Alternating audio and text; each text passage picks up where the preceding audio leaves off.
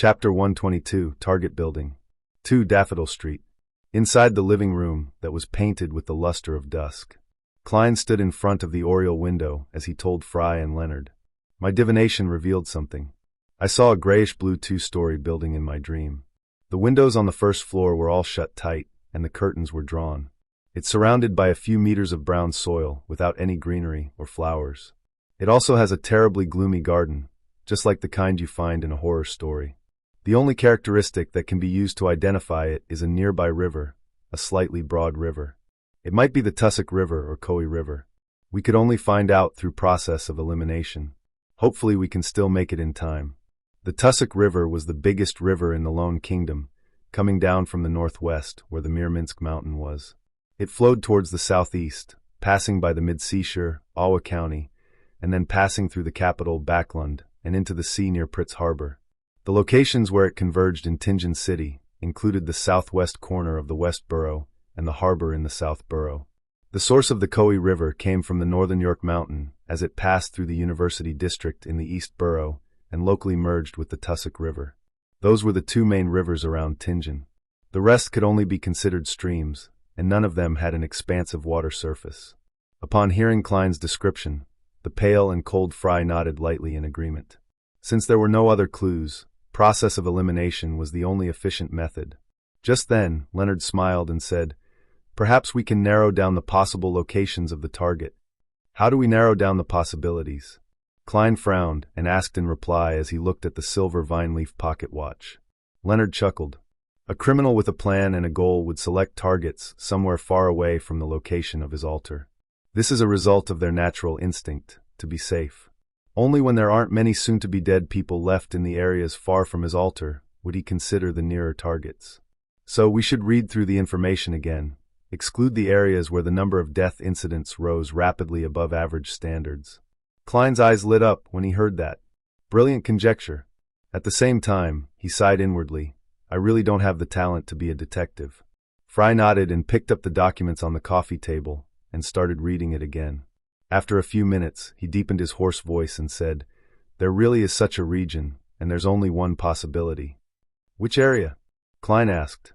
Fry passed the thick stack of information to Leonard, who was next to him. He pursed his thin lips and said, "West Borough." "It's the West Borough?" Klein clenched his fist and immediately suggested, "Then let's search the southwestern area of West Borough. That area isn't huge."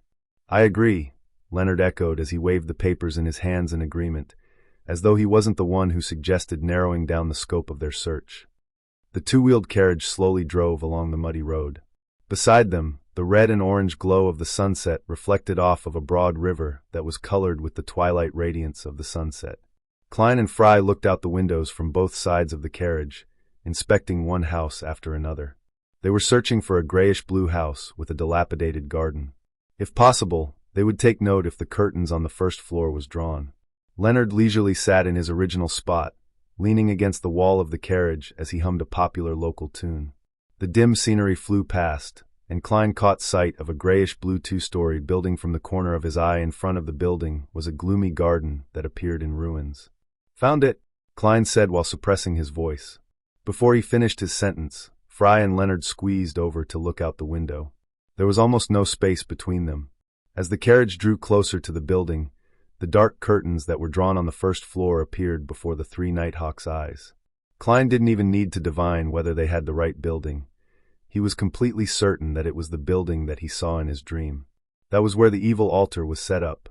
None of them stopped the carriage, but instead allowed the carriage driver to continue driving forward. They passed their target and continued away from it, as though they were just passing by. When they could no longer see the building when they turned around, Leonard told the driver to stop the carriage. "Klein, return to Zutland Street in this carriage and tell the captain to come here for assistance." Leonard snapped his fingers and smirked at his teammate.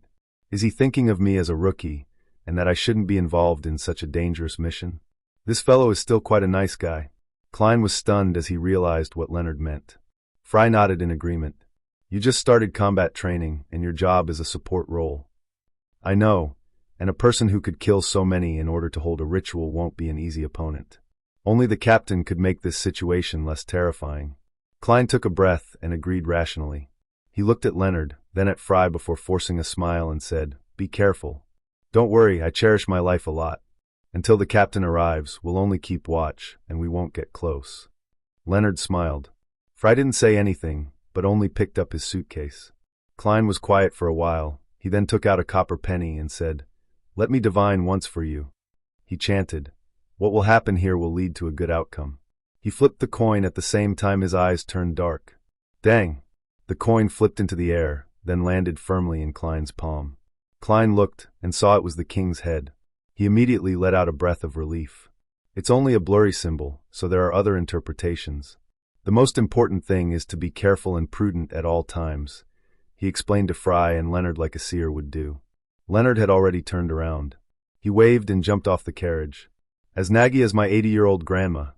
Fry nodded seriously and got off with his suitcase.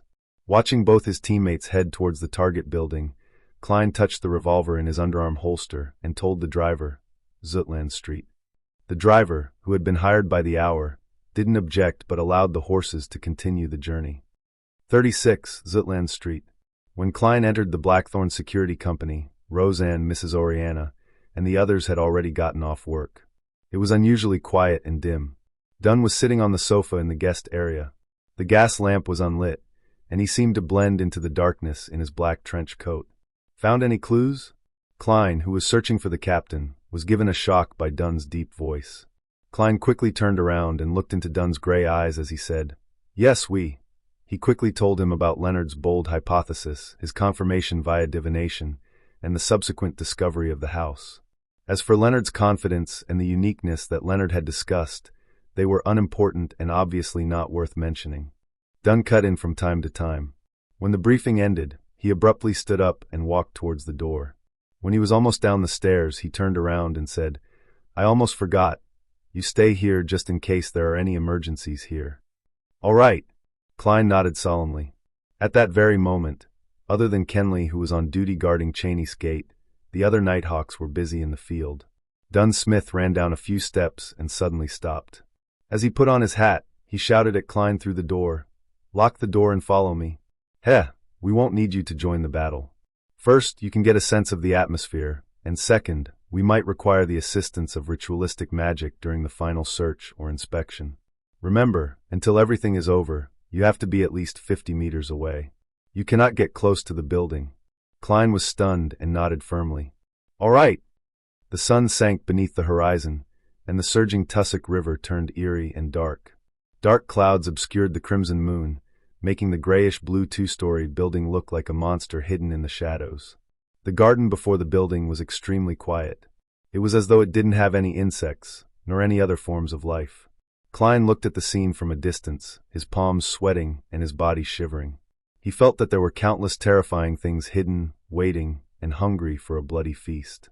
He watched Dunn, Leonard, and Fry move carefully towards the target building, blending into the darkness. On the second floor of the grayish-blue building, in the bedroom without any lights, a gentle and sweet young maiden with a round face was seated before her dressing table, looking carefully at her face after the complicated skincare routine she had just completed. There was a silver mirror next to her right hand, its surface coarsely ground, almost unable to reflect a figure. Suddenly, a stream of blood seeped out from the mirror. The expression of the gentle and sweet-looking Trissy suddenly grew grave. She stood up, walked to the window, and looked out in silence.